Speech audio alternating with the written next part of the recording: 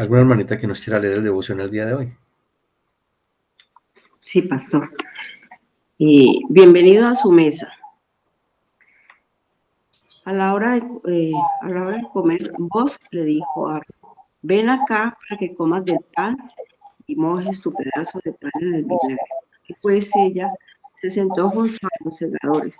Vos le sirvió grano tostado y ella comió hasta saciarse y aún le sobró. Ruth 2:14. Tú y yo somos llamados a ser puentes que cierran el abismo entre la experiencia del aislamiento y la ascensión de Dios.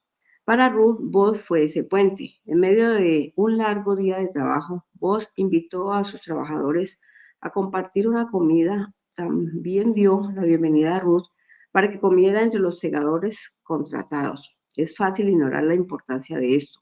Ruth era una extraña, una extranjera y una mujer. Las acciones de Vos fueron inesperadas y contraintuitivas en lo cultural, fueron como las de Cristo. Vos es un ejemplo de alguien cuyas acciones son un puente entre el aislamiento y la aceptación que Dios ofrece, como moabita. Ruth era vista y tratada de forma diferente por los habitantes de Belén. Además, el estatus de viuda de Ruth y de Noemí los habría aislado en muchos círculos sociales. Sin embargo, ya que el amor de Dios había llenado su corazón, Boaz desechó cualquier indicio de prejuicios que pudiera haber tenido y dio la bienvenida a Ruth a su mesa. Boaz no se detuvo al asegurarse de que Ruth se sintiera cómoda con sus acciones solamente, no, sino que también se aseguró de que los demás trabajadores trataran a Ruth con aceptación y bondad y no le dejó luchar para aprender las destrezas prácticas de su nueva ocupación. Ruth 2, del 15 al 16. Él se esforzó al máximo para proveer y cuidar de ella. Hacemos lo mismo por los incrédulos, los nuevos creyentes o los visitantes en nuestra iglesia. Un cristiano es, por definición, un receptor del amor del pacto de Dios. Por lo tanto, un cristiano debería ser el primero en incluir a los rechazados, el primero en decir, aquí eres bienvenido. Estamos felices de que estés aquí. Por favor, participa. ¿Me acompañarías? Somos llamados a oponernos a la corriente común de exclusividad egoísta y al hábito igualmente pernicioso de solo pasar tiempo con los que son iguales a nosotros y darles solo a ellos la bienvenida. Encontramos la valentía que necesitamos para hacer puentes y no barreras cuando miramos la aceptación que Dios nos ha mostrado en Cristo. La inclusión de Boaz hacia Ruth, a pesar de su raza, su estatus social y su falta de experiencia laboral, nos señala hacia la historia eterna de la bienvenida más grande de Dios. El Dios Santo llama a través de las fronteras entre judíos y gentil, esclavo y libre, y dice a los pecadores, vuélvanse a mí y serán salvos todos los términos de la tierra. Isaías 45:22. Debemos mirar de nuevo hacia la luz porque allí aprenderemos lo que significa ser amado y bienvenido por Dios. Solo entonces podremos amar de verdad y dar la bienvenida a otros. Así que mira la manera en que Cristo te da la bienvenida a su mesa y luego pregúntate cómo su espíritu me está moviendo a cerrar este abismo. ¿A quién me está llamando a darle la bienvenida a mi mesa? Santiago 2, del 1 al 13. Muchas gracias, hermanita Estela. Buenos días para todos. Espero el día de hoy estén muy, muy bien con la bendición de Dios. En este devocional del día de hoy vamos a concluir con el libro de Ruth. La verdad les animo a que puedan leer nuevamente todo el libro de Ruth, ya que es un libro muy precioso, muy, la verdad me lo estuve leyendo nuevamente para estudiar y me ha parecido de verdad asombroso cómo en realidad Dios está pendiente de todos los detalles de nuestra vida y cómo el libro de Ruth nos muestra lo asombroso y maravilloso que es nuestro Dios. Entonces, recordemos un poco y hagamos un pequeño resumen, ya que, pues, como decimos, como acabamos de decir, vamos a dejar hasta aquí el libro de Ruth. Recordemos un poquito lo que es el libro de Ruth. En el capítulo 1 dice que esta historia se desarrolla en los tiempos que gobernaban los jueces. Muestra la decisión de una familia que en realidad está luchando por sobrevivir a la hambruna y ellos deciden dejar su tierra para ir a Moab. Y recordemos que Moab era un antiguo enemigo del pueblo de Israel, pero ellos, esta familia, Elimelech, Noemí y sus dos hijos deciden irse. Estando en Moab, sus dos hijos se casan con mujeres moabitas, pero después de un tiempo muere Elimelech y sus dos hijos, quedando Noemí y sus dos nueras viudas. Noemí les permite a sus nueras que tomen una elección que quieren hacer con sus vidas, y una de ellas decide separarse, pero la otra, Ruth, decide seguir y estar con Noemí, con la famosa frase, donde quiera que vayas yo iré, tu Dios será mi Dios, tu pueblo será mi pueblo. Y Noemí termina el capítulo 1 volviendo a Israel y viviendo ya en amargura, pidiendo que ya no la llamen Noemí, sino que la llamen Mara. Entonces, y este capítulo 1 termina con ellas volviendo justo en el tiempo de la siega de la cebada, que en otros devocionales veíamos que no era una coincidencia, era providencia de Dios. Capítulo 2, Noemí y Ruth hablan acerca de dónde encontrar comida, ya que pues están desamparadas y tienen que empezar a ver qué van a hacer. Entonces, como justo es el tiempo de la siega de la cebada, pues Ruth decide ir a coger granos en el campo y decide recoger también justamente en el campo de un hombre llamado Booz, que es el otro personaje de la historia.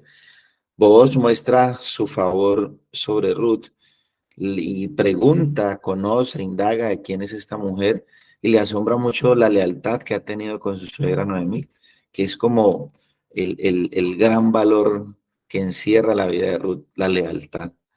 Y vos muestra una gran generosidad con Ruth, le hace pasar a la mesa y le permite también llevar lo que sobra a su suegra. Vos hace algo particular en este momento y es que ora por Ruth, donde le dice Dios te bendiga. Y Ruth cuenta todo lo ocurrido a su suegra Noemí y Booz es para ellas como un redentor, porque Booz resulta ser un pariente cercano de Noemí y quien por ley debía redimir a la familia.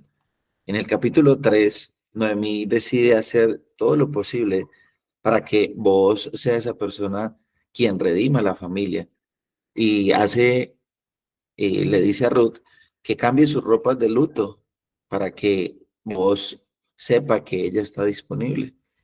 Noemí envía a Ruth a, a que visite a Booz y Ruth le pide que se case con ella. Es Ruth la que le dice a Booz que se case con ella para que sea él quien redima a la familia. Booz le dice a Ruth que ella es una mujer virtuosa por su lealtad, por su compromiso, por lo que ha hecho. Tanto así que esta palabra mujer virtuosa es la misma que utiliza Proverbios 31, la misma descripción.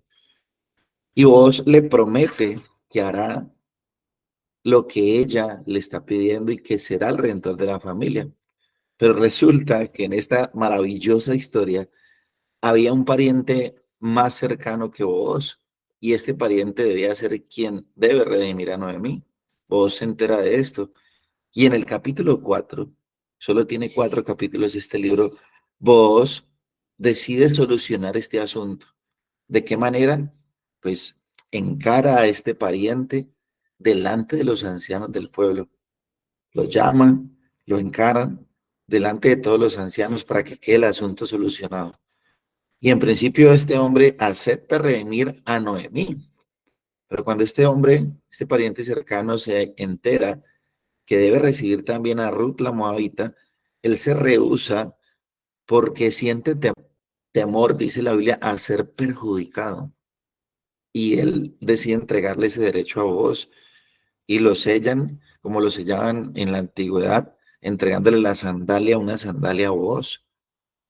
Y vos, quien había hecho todo esto delante de los ancianos, toma ese derecho, toma esa sandalia, toma el derecho de redimir a Noemí y se casa con Ruth también, trayendo lo que había sido tristeza, ahora trae alegría y redención para Noemí y para Ruth. Después de tanto sufrimiento, después de todo lo que había pasado, Booz y Ruth conciben un hijo y este hijo se llama Obed. Y la historia concluye los últimos capítulos de los últimos versículos del capítulo 4, concluye esta gran historia mostrando la descendencia de Booz. Y esto nos afirma que es del linaje de nuestro Señor Jesucristo. Ruth capítulo 4, versículos 17 al 22, dice, las mujeres vecinas le dieron un nombre y dijeron, le ha nacido un niño a Noemí, y lo llamaron Obed. Es el padre de Isaí, padre de David. Estas son las generaciones de Fares. Fares el padre de Esrón, Esrón el padre de Ran, Ran el padre de Aminadab, Aminadab el padre de Nazón, Nazón el padre de Salmón, Salmón el padre de Booz, Booz el padre de Obed, Obed el padre de Isaí, e Isaí fue el padre de David. Y recordemos que el Señor Jesucristo es del linaje de David. Entonces, en estos 4 capítulos, en este pequeño resumen que acabamos de hacer, nos muestra que el libro de Ruth va a exaltar completamente a Dios. ¿De qué manera? Cómo Él cuida, preserva, cómo su gracia, su favor, su misericordia está sobre personas que quizás no lo merecen. Ruth era una mujer del pueblo, un pueblo que es enemigo de Dios, que fue enemigo de Dios por mucho tiempo, enemigo del pueblo, enemigo de Israel. Y esta mujer aparentemente no tenía ningún derecho en el pueblo de Dios, pero vemos cómo la gracia de Dios, cómo Dios muestra su gracia, su favor para con esta mujer que la hace parte de su pueblo y es contada dentro del linaje de nuestro Salvador y Señor Jesucristo. Y este libro trata de cómo Dios se involucra en su pueblo y aún en los detalles más pequeños, más mínimos. Y esto debe asombrarnos a nosotros porque Dios está involucrado en todos los detalles de nuestra vida. Y en el libro de Ruth se muestra de manera literal, perdón, no se muestra de manera literal a Dios obrando algún milagro o algo sobrenatural. No se nos muestra a Dios de esa manera. No se nos muestra haciendo, por ejemplo, como en Moisés, que lo vemos abriendo el mar rojo, pasando todo el pueblo, que eso es algo milagroso, algo extraordinario. Pero en el libro de Ruth no ves a Dios de esa manera, haciendo algún milagro, haciendo alguna obra sobrenatural. Pero esta historia familiar nos muestra que Dios está presente en todos los detalles de nuestra vida. Y preservar a Ruth, preservar a Booz, que todo encajara en el decreto de Dios, es una muestra de que Dios está presente en todos los detalles y Él conserva esto, recordemos, para un bien mayor, para la redención. Hace un año, en la conferencia del Seminario Reformado Latinoamericano en Medellín, que se llamó Dios es, hay un pastor, una conferencia que me llamó mucho la atención, del pastor Sergio Ruiz, y enseñó sobre un tema que es muy poco común. El título de la enseñanza de este hombre se llamó La capacidad dramática de Dios. La capacidad dramática de Dios. Y mostraba que Dios es un gran dramaturgo, es el autor de la mejor historia que se puede contar o puede haber en el universo, y es la historia de la redención. Y en la historia del libro de Ruth parece que todo era un completo fracaso, un completo caos, porque se habían muerto los hombres de la casa, estas mujeres habían quedado desamparadas y pareciera que nada va a terminar bien. Parece como que el plan de Dios no fuera a llevarse a cabo. Pero recordemos que Dios es el autor y es el actor principal de su historia. Así como pareciera que iba a fracasar la historia en la descendencia de Adán, así como pareciera que iba a fracasar la historia en Abraham cuando Dios le da la promesa de un hijo y Sara decide darle un hijo de otra manera, no como Dios había prometido. En Moisés, pareciera que la historia de Dios, de su redención, pareciera que no se fuera a cumplir por un momento, pero vemos este drama. Por eso me llamó mucho la atención esta enseñanza acerca de la capacidad dramática de Dios. Cómo hay momentos, y la Biblia, nosotros podemos ver todo el panorama completo, pero cuando empezamos a ver escena por escena, vemos que pareciera que va a haber un momento donde todo está en un completo caos, en un completo fracaso.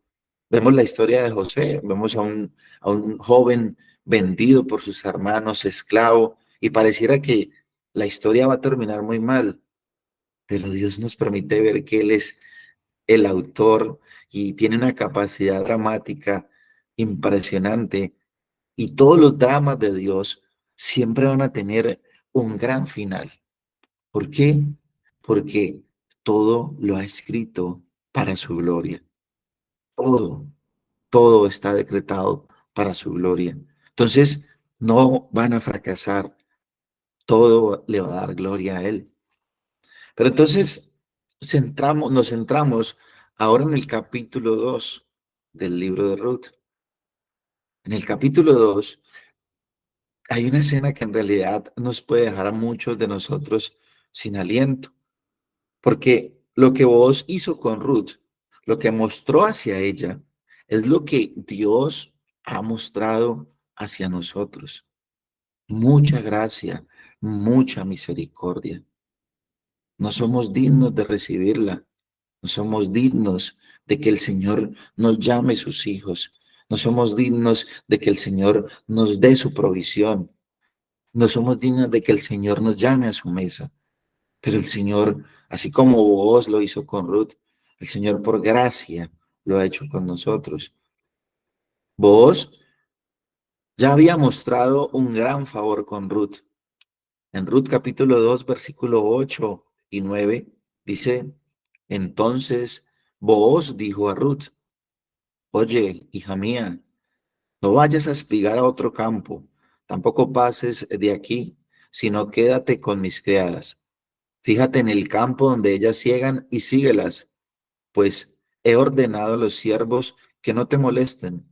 Cuando tengas sed, ve a las vasijas y bebe el agua que sacan los siervos. Booz había mostrado un gran favor para Ruth, pero ahora sigue mostrando más gracia y más favor a Ruth. Versículo 14 dice, a la hora de comer, era el tiempo donde ya tenían que ir a cenar, a comer.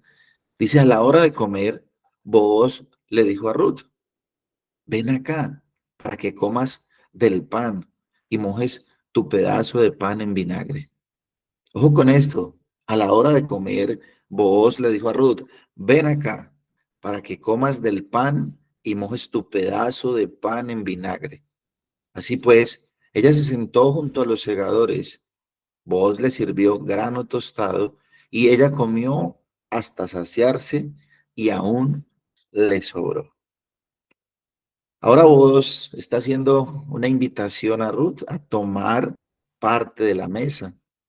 Y lo que estaba haciendo Booz en este momento era que estaba mostrando que era un hombre piadoso, ya que en muchos momentos, en la manera como Booz respondió y actuó, se mostró que estaba agradando a Dios y que estaba actuando conforme a su fe.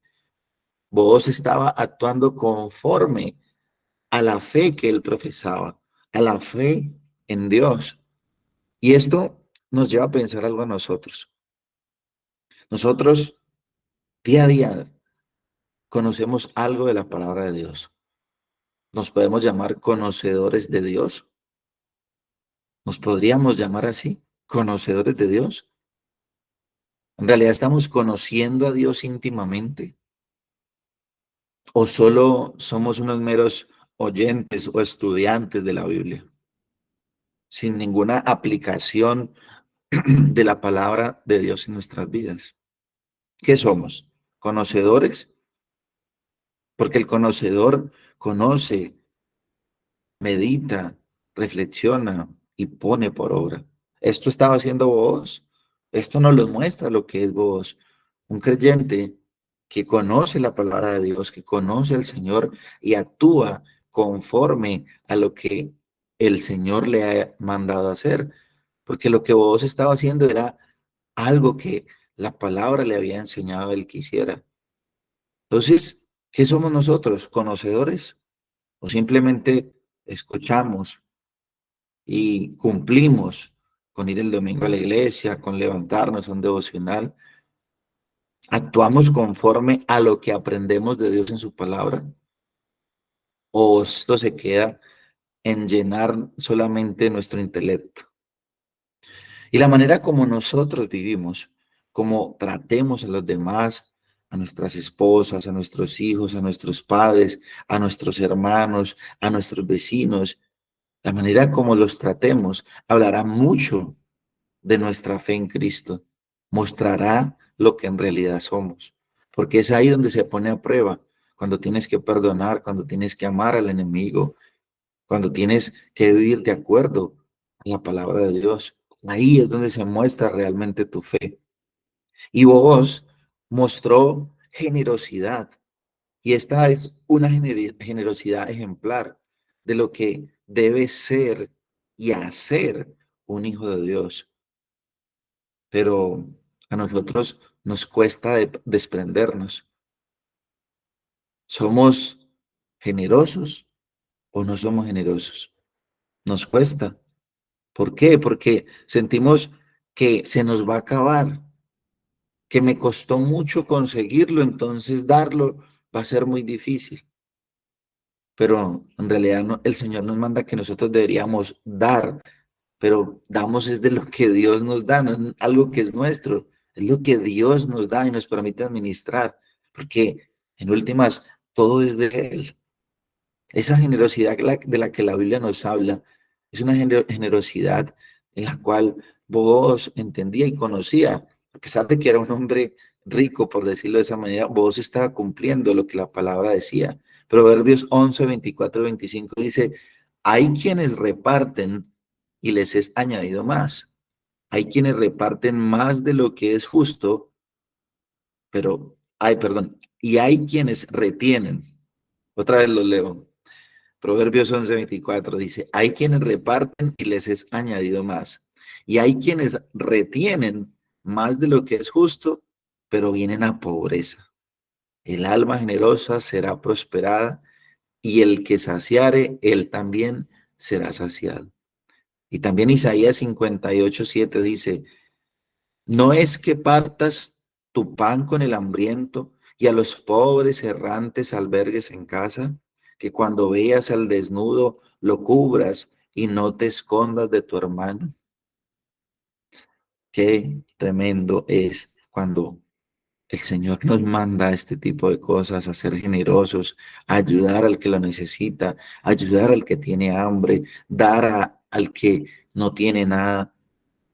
A veces sale ese corazón avaricioso nuestro, cuando el Señor nos dice que nuestro corazón debe ser generoso. Y Lucas, capítulo 14, versículo 12, dice, dijo también al que le había convidado, esto es el Señor Jesucristo, cuando hagas comida o cena, no llames a tus amigos, ni a tus hermanos, ni a tus parientes, ni a vecinos ricos, no sea que ellos a su vez te vuelvan a convidar y sea recompensado. Mas cuando hagas banquete, llama a los pobres, los mancos, los cojos y los ciegos, y serás bienaventurado, porque ellos no te pueden recompensar, pero te será recompensado en la resurrección de los justos. Esto es lo que dice el Señor Jesucristo. Nos llames al que pueda pagarte, al que pueda devolverte. Llama al que quizás nunca te lo pueda pagar, porque la mayor recompensa vendrá del Señor, no de las manos de los ricos, de los que puedan devolverte. Y en Lucas capítulo 14, versículo 15, versículos adelante en lo que acabamos de leer, el Señor hace un gran ejemplo de una gran cena con la parábola de la gran cena. Y dice Lucas capítulo 14, versículo 15, oyendo esto, uno de los que estaban sentados con él a la mesa le dijo, bienaventurado el que coma el pan del reino de Dios. Entonces Jesús le dijo, un hombre hizo una gran cena y convidó a muchos. Y a la hora de la cena envió a su siervo a decir a los convidados, venid, que ya todo está preparado. Y todos a una comenzaron a excusarse. El primero dijo, he comprado una hacienda y necesito ir a verla. Te ruego que me excuses. Otro dijo, he comprado 5 yuntas de bueyes y voy a probarlos. Te ruego que me excuses. Y otro dijo, acabo de casarme y por tanto no puedo ir. Vuelto el siervo, hizo saber estas cosas a su señor. Entonces, enojado el padre de familia, dijo a su siervo, ve pronto por las plazas y las calles de la ciudad y trae acá a los pobres, a los mancos, a los cojos y a los ciegos. Y dijo el Señor, Señor, se ha hecho, y dijo el siervo, Señor, se ha hecho como mandaste, y aún hay lugar. Dijo el Señor al siervo, ve por los caminos y por los vallados, y fuérzalos a entrar, para que mi casa se llene. Por eso os digo que ninguno de aquellos hombres que fueron convidados gustará mi cena. Aquellos que tenían posesiones no vieron la necesidad de ir a la cena, no vieron la necesidad de esta invitación, ya que estos presentaron excusas. Tengo una hacienda, tengo unas yuntas de bueyes, me he casado. Y estas cosas en sí no son malas de ninguna manera, son cosas que provee el Señor. Pero ¿cuál es el problema? Es cuando solo se empieza a confiar y a depender de las cosas que son provisión del Señor, de las cosas que en las cuales tú dices, estoy seguro en esto. ¿Para qué voy a orar? ¿Para qué voy a meterme con Dios? ¿Para qué voy a ir a la iglesia? Si yo estoy seguro. Ah, pero cuando estamos pasando por momentos difíciles, muchas veces, ¿qué es lo que más hacemos? Juiciosos en la iglesia, sirviendo. ¿Qué puedo hacer? No, debe ser en todo tiempo y que nada de estas cosas sean oposición para nosotros estar en la cena del Señor. Y al confiar nosotros más en las posesiones, se deja ver que no tenemos un espíritu pobre, como dice el Señor. Solo los pobres de espíritu heredarán el reino de los cielos. Y entonces, si no hay esa pobreza en la cual habla el Señor, nunca vamos a ver la invitación de la cena de Dios como lo más hermoso y como nuestra gran necesidad. Por eso el Señor dice, llamen a los cojos, llamen a los mancos, llamen a los ciegos, llamen a los pobres, personas que realmente necesitan a un redentor, que necesitan ser redimidos, personas que no tienen ninguna capacidad y aún quizás no puedan pagar, porque la recompensa viene del Señor. Entonces, eso fue Booz para Ruth, un redentor. Y en el libro de Ruth, Booz es visto por los cristianos como un tipo de Cristo, un modelo redentor. Booz también muestra esta generosidad y compasión con Ruth, cuando en realidad Booz no tenía ninguna obligación en ese momento. Y los cristianos ven esto como un ejemplo del amor de Dios para la humanidad. Booz no le debía nada a Ruth. Jesús no nos debe nada a nosotros. Nosotros antes le debemos toda nuestra vida a Él. Booz tenía todo lo que Ruth necesitaba. Nuestro Señor Jesús tiene todo lo que nosotros como creyentes necesitamos. Vos tuvo compasión y amor por Ruth.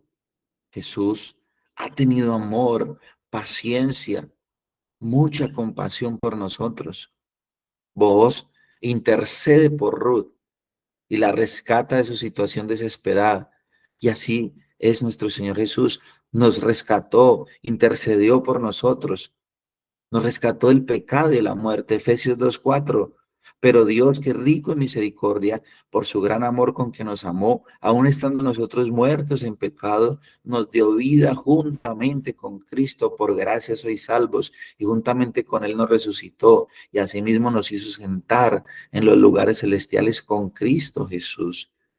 Vos fue un redentor temporal para Ruth, pero Cristo es nuestro gran redentor eterno. Vos invita a Ruth a cenar con él. Cristo tiene una gran cena preparada para los creyentes que no son merecedores de ser invitados, pero el Señor los redimió y por eso ahora son merecedores por los méritos de Cristo de estar en esta cena.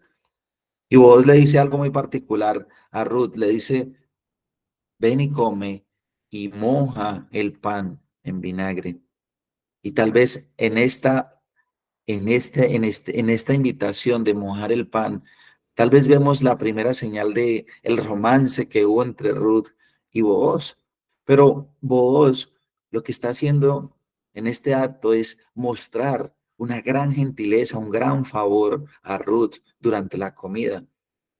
Hubiera sido suficiente con solo invitarla, pero además de invitarla, también la hizo parte a participar de la comida y tener el privilegio de mojar el pan. No sé si se les viene a la cabeza Juan 13:26 cuando dice, Jesús respondió, a quien yo diere el pan mojado, aquel es. Y mojando el pan, lo dio a Judas Iscariote, hijo de Simón. En ese momento de este texto es cuando Jesús está teniendo intimidad con sus discípulos. Recordemos que los discípulos podían mojar su pan en el plato de Jesús. Esto habla de cercanía, intimidad, de un momento íntimo, de confianza, de completa confianza. Se podía meter el pan y mojarlo en el plato de Jesús. Ellos podían hacer eso. Y es en este momento de intimidad donde Jesús dice, a quien yo diera el pan mojado, hizo mostrar en este caso con Judas para mostrar quién lo había de traicionar. Pero lo que estaban haciendo muestra intimidad, muestra confianza. Y el pan mojado era un acto cargado de mucho simbolismo. Era un acto de la máxima intimidad y afecto. Entonces la invitación que le hace Booz a mojar el pan conlleva el hecho de que Ruth puede confiar plenamente en Booz y tener cercanía con él. Y en Cristo nosotros podemos acercarnos con toda confianza. Ya no hay ese temor de ser destruidos. ¿Por qué? Porque Cristo ya pagó por nosotros y podemos tener esa confianza de estar íntimamente con el Señor, de tener intimidad con Él, de tener cercanía, compañerismo. Y Dios Entonces dice que Ruth comió hasta que se sació y le sobró. Y puede ser que aquí Ruth también está despertando algún sentimiento por vos. Cuando dice que le sobró, ella quizás no quiso comer de todo lo que se le ofreció porque de pronto no quiso parecer glotona o golosa frente a vos y quería mostrar que era suficiente, que era lo suficientemente sensible para llevar algo de comida a su suegra, Noemí. Ruth se había saciado porque aceptó la generosa invitación de Booz. Ella no era parte del grupo de los segadores. No, ella recogía lo que sobraba. No era parte de los segadores, pero dice que se sentó junto a los segadores y comió como si fuera uno de ellos y comió hasta que se sació. Esto es precioso y aquí hay algo muy, muy hermoso. ¿Por qué? Porque Ruth no era del grupo de los segadores. De otra manera, nosotros no éramos pueblo de Dios, pero Dios nos hizo pueblo y nos hizo ser parte de este pueblo, parte de los hijos de Dios. Esto nos recuerda lo que dice Hechos 11:18. Entonces, oídas estas cosas, callaron y glorificaron a Dios diciendo, de manera que también a los gentiles ha dado Dios arrepentimiento para la vida. Recordemos que se creía que solo los israelitas eran del pueblo de Dios, y Dios dejó esto muy claro en Abraham: en ti serán benditas todas las naciones de la tierra. No solo los israelitas, el verdadero Israel no es aquel nacido de Israel, el verdadero Israel es la iglesia de Dios. Y la iglesia de Dios está llena de hombres que no nacimos, hombres y mujeres que no nacimos en Israel, lo que la escritura llama gentiles. Y eso era Ruth, una mujer gentil que fue invitada por Booz, no era del grupo de los segadores, pero fue invitada a sentarse a comer y se sació. Hechos 13:47 dice, porque así nos ha mandado el Señor diciendo, te he puesto para que sea luz de los gentiles, a fin de que seas para salvación hasta lo último de la tierra. Los gentiles oyendo esto se regocijaban y glorificaban la palabra del Señor y creyeron todos los que estaban ordenados para vida eterna. De la misma manera que Dios hizo con Ruth, aquellos fuera del reino de Dios y sus promesas pueden sentarse entre los segadores a la invitación que les ofrece Jesús y por fe ellos pueden comer y saciarse. Por fe nosotros podemos aceptar esta invitación, por fe comemos, por fe nos vamos a saciar del Señor. Y dice, ella comió y se sació. ¿Qué quiere decir esto? Que nosotros también nos podemos saciar de la preciosa verdad de Cristo, que nuestro corazón esté contento con Jesús, que el tierno amor y afecto de Dios nos llene, que seamos llenos del Señor. Porque ¿a quién tengo en los cielos sino a Cristo? ¿A quién tengo en los cielos? Nuestro deseo será saciado, porque ¿qué entonces? ¿Qué será otra cosa que en realidad nos puede saciar por completo, sino solo Cristo y su palabra? Cristo, el pan de vida. Solo Él nos puede llenar completamente, solo Él nos puede saciar. No nos tratemos de llenar con la basura de este mundo,